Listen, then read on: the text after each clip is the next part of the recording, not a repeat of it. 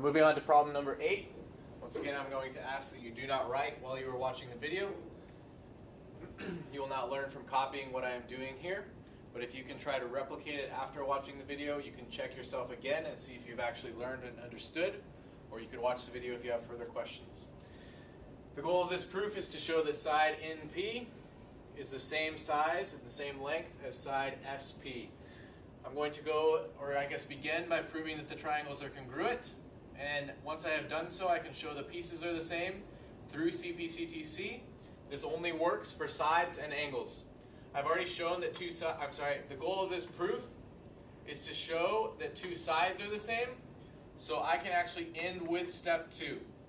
Other proofs will have an additional thing that's asking to show that something is a midpoint, or to show that something is bisected, or to show that something is isosceles, or to show that lines are parallel.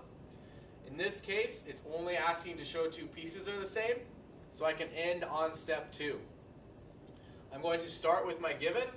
The first given is that side NO, this means perpendicular. It makes a 90-degree angle with side OR. So I need to see where those sides meet, which happens at point O.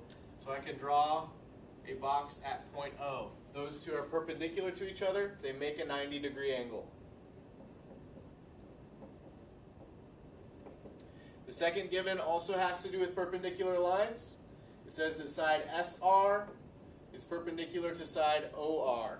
This is happening at point R. There is a 90-degree angle here. The third thing they tell us is that angle 1 is the same as angle 2. In other videos, I've stated the name of the angle with 3 letters. Angle 1 would be angle NPO. You could also go the other direction, OPN, as long as P is in the middle. Angle 2, you could do the same thing with P in the middle, SPR or RPS. I'm going to choose to keep to the way they've written it with angle 1 and 2 in this problem. It does not matter. This is also a given. The last thing that they tell me is that NO is congruent to SR. I think they have given me enough to actually prove the triangles are congruent without having to add any of my own pieces outside of the givens.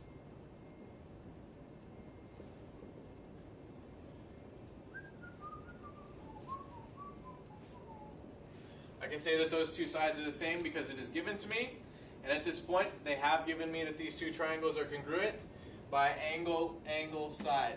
There are times when students are hesitant to count a 90-degree angle as one of the angles, but they are congruent to one another. There is no reason to exclude them.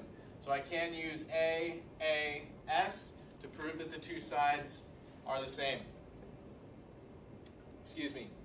I can use AAS to prove that the two triangles are congruent to one another. I'll go in order, triangle NOP, and then I have to be careful at this point. Angle N from the left triangle goes with angle S, so I'll put the S first. O goes with R, and then P goes with P. The first set of angles are the congruent angles in 1 and 2. I put that in step 3. Then the other set of angles are these two perpendicular angles, that is 1 and 2. And then finally the two congruent sides were in step 4. So from step 3, step 1, 2, and 4, I have enough to say that the triangles are congruent by angle, angle, side. Now that the triangles are the same, it follows logically that their pieces are the same length. So I can say that NP goes with SP. If you'll notice here, NP is the first and the last. It goes with SP, which is the first and the last. They do go together. So if the triangles are the same, then the pieces are the same. That is what CP/CTC is used for. It is only usable after I prove triangles are congruent. That is the end of this proof.